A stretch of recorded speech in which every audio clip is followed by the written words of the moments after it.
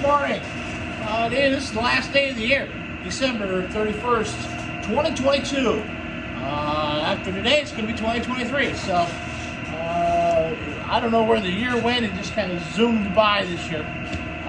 But anyway, so we're down here at the Bower Dam. We're at 1,700 feet on our pond level, which is, within the normal pond reading. We are putting out a total of 376 kilowatts right now. We don't want to get too crazy because I think there's still a bunch of crap in the racks, so that's going to have to be addressed. But again, can't do it till after Monday because then I'm off the limitations, and if I do that, my wife will absolutely kill me, and so we don't do that. Everything seems to be running pretty good right now. It came in this morning, it was 33 degrees when it showed up. Let's just go out, put my hat on. Donna made me this hat, so don't laugh at it. It is actually a very warm hat.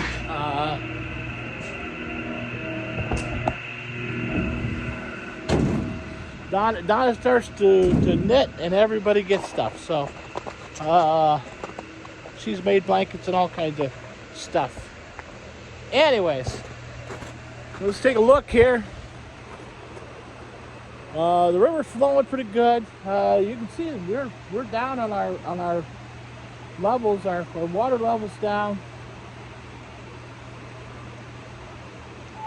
Hold on.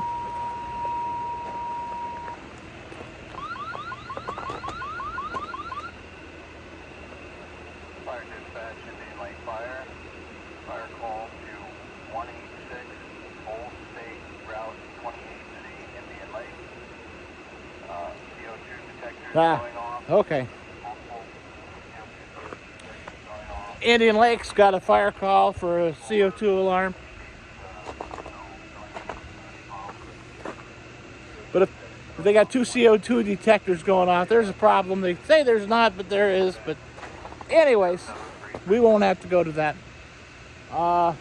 And really, I can't go anyways, but I like to sand top just to make sure things are going on. Water's flowing in the out of the spring still. It's awful handy having that, let me tell you. Tractor's doing good. Tractor's been sitting here. We scraped everything down the other day and took some of the high points off and get a good slushy. The little coop here, I think I ordered 20 chicks to come in April, just layers, just females. So I think I'm going to put them in there. I'm going to do some modifications to that coop in the meantime, and that will be. I think I'm going to set it up over here, about where the other trailer is. Put it in more in the sunlight with water directly behind it, so won't have to do any watering. Just have to carry feed, which is kind of nice. The mobile coops are great because we can move them around wherever we need to go. We can move them up, move them around. The original, my main plan was always to move chickens up to the intake, but we had to put in the pollinator garden this year because we were doing relicensing for the hydro dam. You got to play the game a little bit when they say we want to see a pollinator garden, because monarch butterflies are having a rough time finding the milkweed that's on the other side of the road. So it's kind of funny. I know it's stupid, but so we put the pollinator garden in that has a lot of that mixture stuff in it. Coming down here, we're almost to the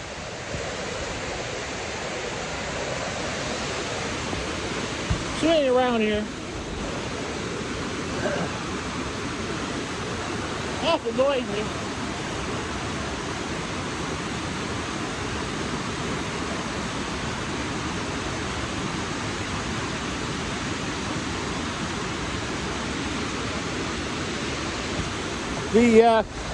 Whoa, that'd have been bad.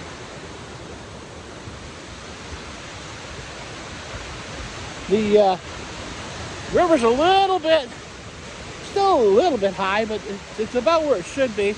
We don't have much water flowing on the other side. So we're not in bad shape. There's probably, at best, 7 inches of snow left. Not terrible.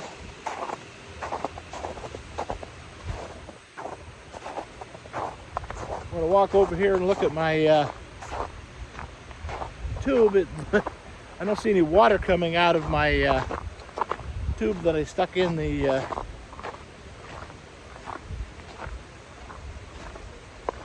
spring here, so we want to check that.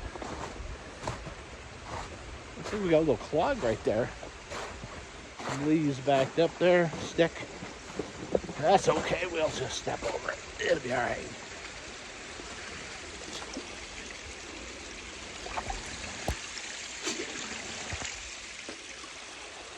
And that's all it takes.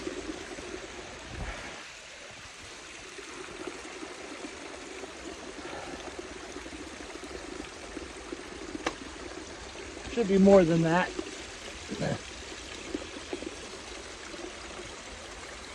It's getting stronger.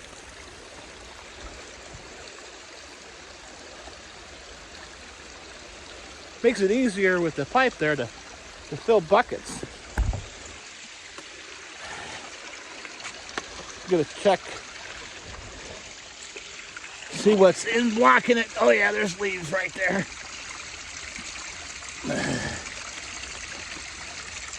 There we go. Now where she's flowing.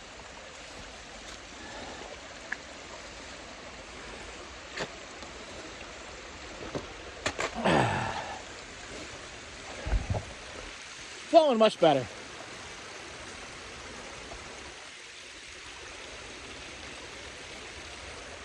It's real handy. In the summertime, I put a pail over that, and right there, and I can just walk up, pick up the 5-gallon bucket, go do the watering where it needs to be watered, or whoever needs water, and just put a different pail there.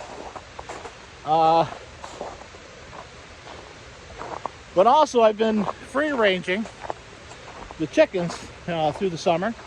And they'll come right over here, and they'll wander right over to the water and get a drink. So you don't really need to worry about how much water you're giving them. This is the area where I'm thinking about putting I'm gonna have to probably dig some out come spring.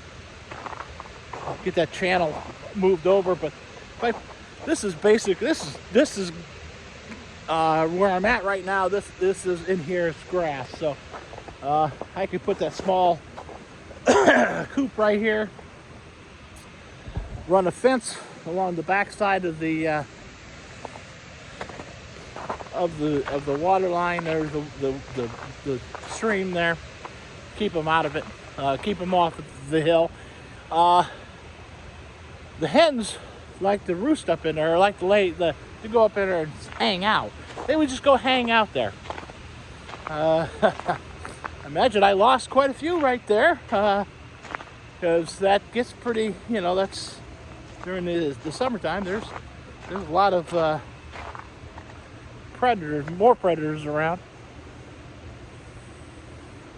But for the most part, it's not a major issue. But I was telling you, where the pollinator garden is, my intention was to put the chickens up in there and keep them, keeping that area mowed down. That needed some real help. because of the quality of the ground.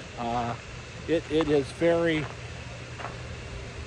it's all fill, so it's very poor soil, and a lot of it was just gravelly, sandy, crappy, whatever they could grab and throw in there. And that's really what they did. Threw it in there.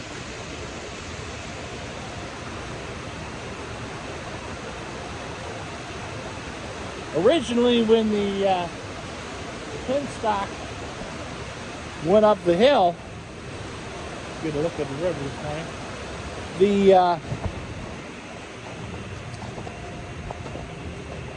Some of the penstock was exposed, but that's back when it was. It actually was a wooden penstock to start with. It was wood and a combination of steel. So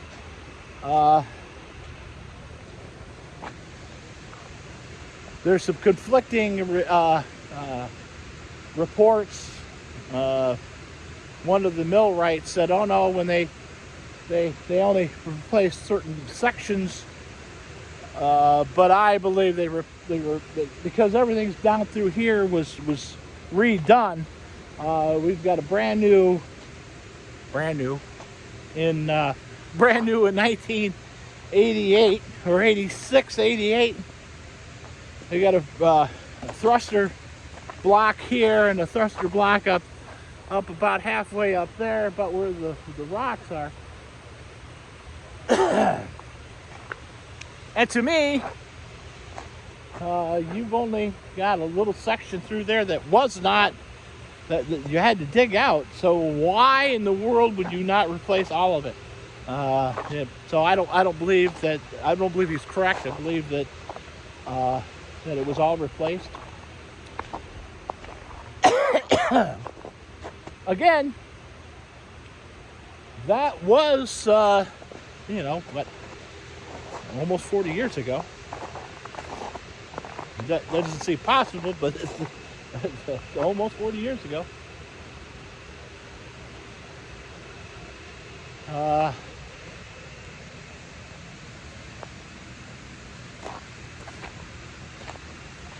You can see the hill back there. It's a little slick coming up and down that now, but that's a couple more days of the warmer weather, and that'll be much different.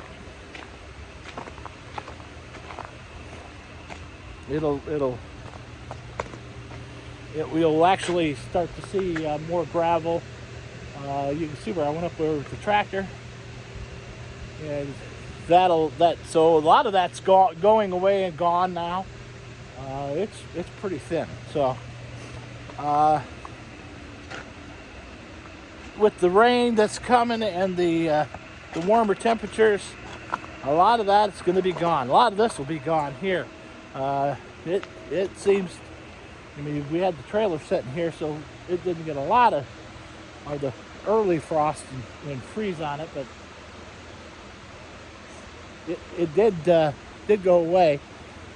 ER42, fire dispatch. I put some since they closed the trail that used to run down through here because they're logging. They brought in some big equipment. You can show it, like ER42 en route.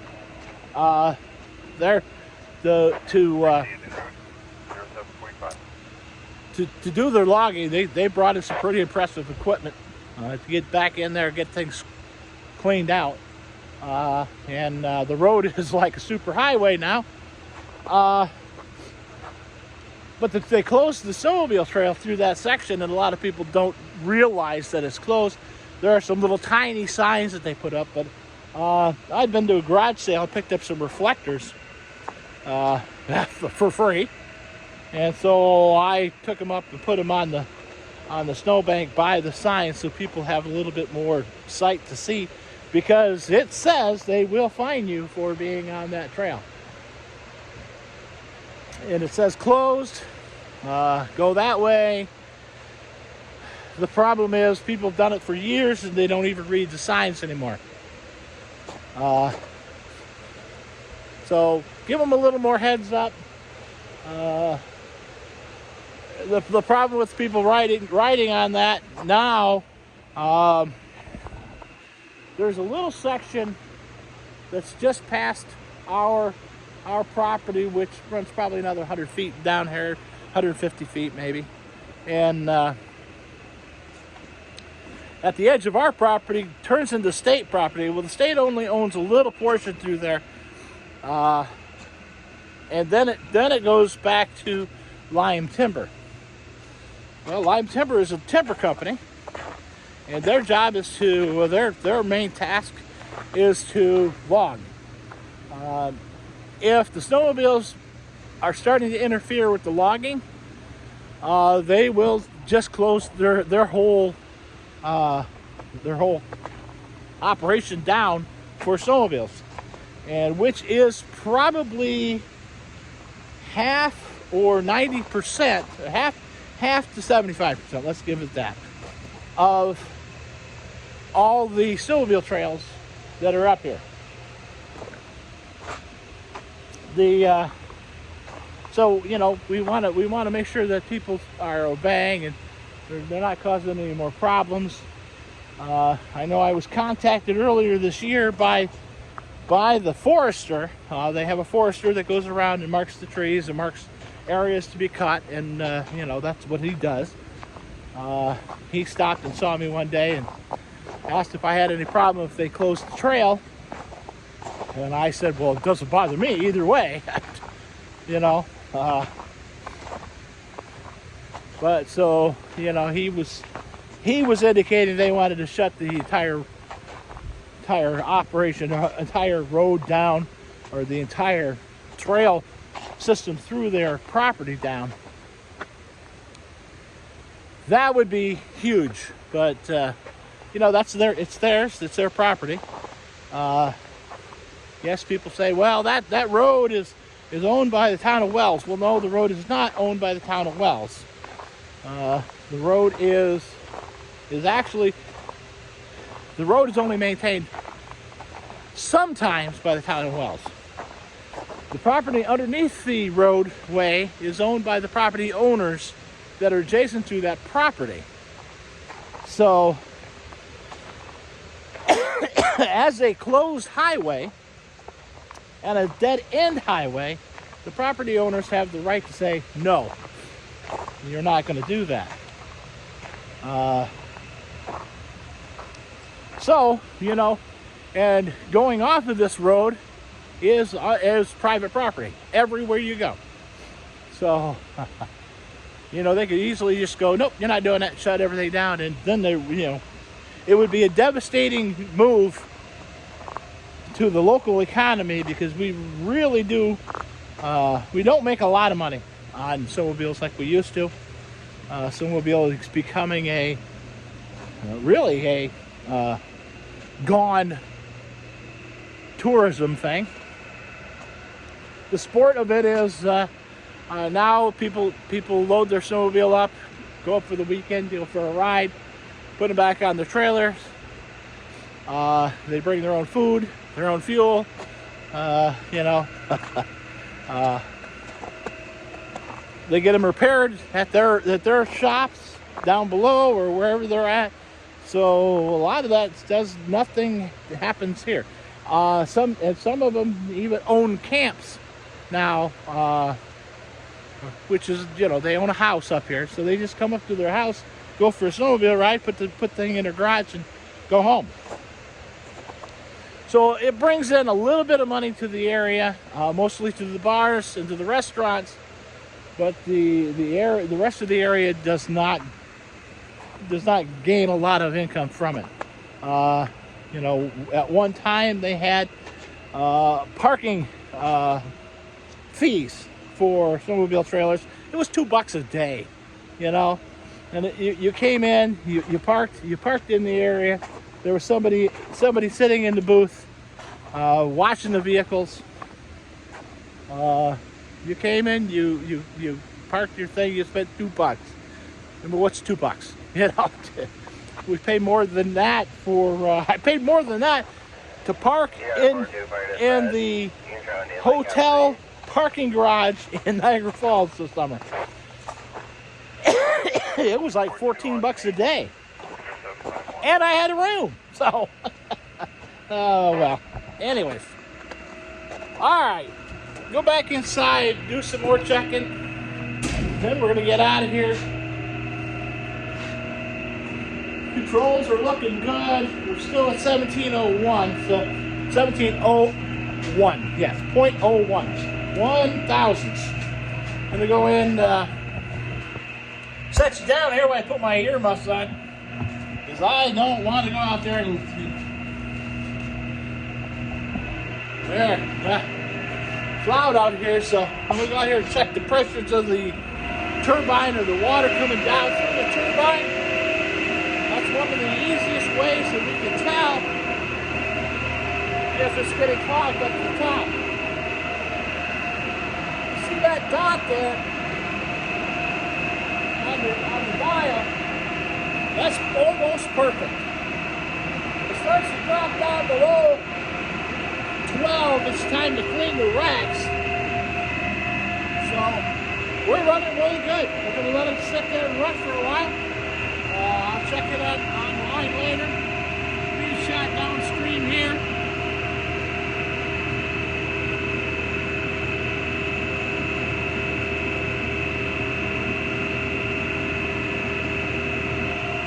I tell people it's a tough day when you have to come out and look at the river and the waterfalls.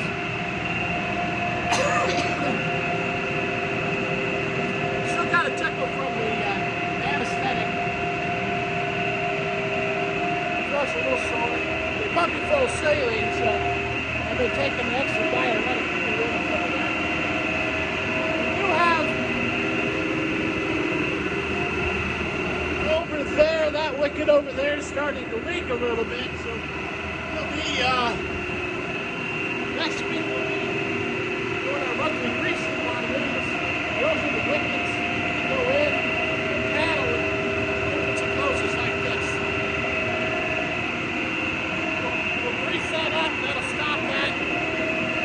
That's one of the easiest ways to find it. The temperature coming out is probably still 150 degrees. Out of the generator, this is the Q3 generator.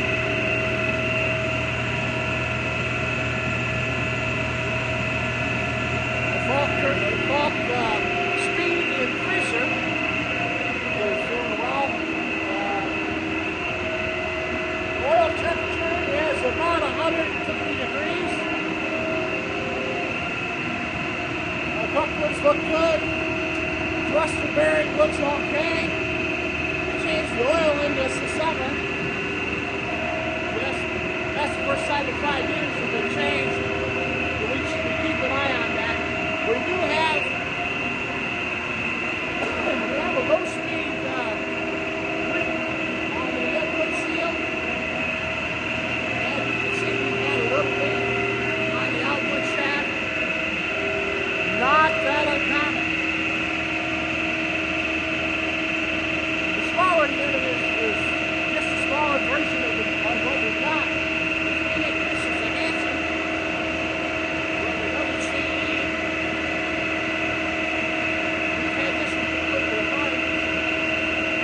Actually picked up the generator and got it out the door.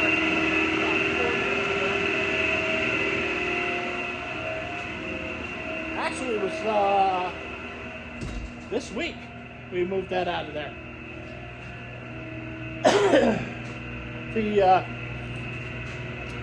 Was Christmas morning, I think. I came in and maybe the day after Christmas, and I came in to do my checks, and I heard something go vroom, and looked out there. There's blue smoke rolling everywhere. So it shorted out, and so we ended up taking it out, sending it out to get rewound. That took about a month and a half before we got it back. Then we brought it in, slid it through the door, went through, come in through those doors, went over out that door, down the steps with a chain fall, basically, and set it back in place. We did have the millwrights come in and set it, line it, and all that, because I just don't have the tooling to do that. So, all right, well, that's about it for today. Kind of a little longer one than normal, but everything is doing really well. Hopefully everybody has a good day. Don't laugh at my hat, or I'll send Donna to talk to you. We don't want that. All right, anyways, so hopefully you guys have a great day. Sun is shining where you're at. Stay warm. I'll talk to you later.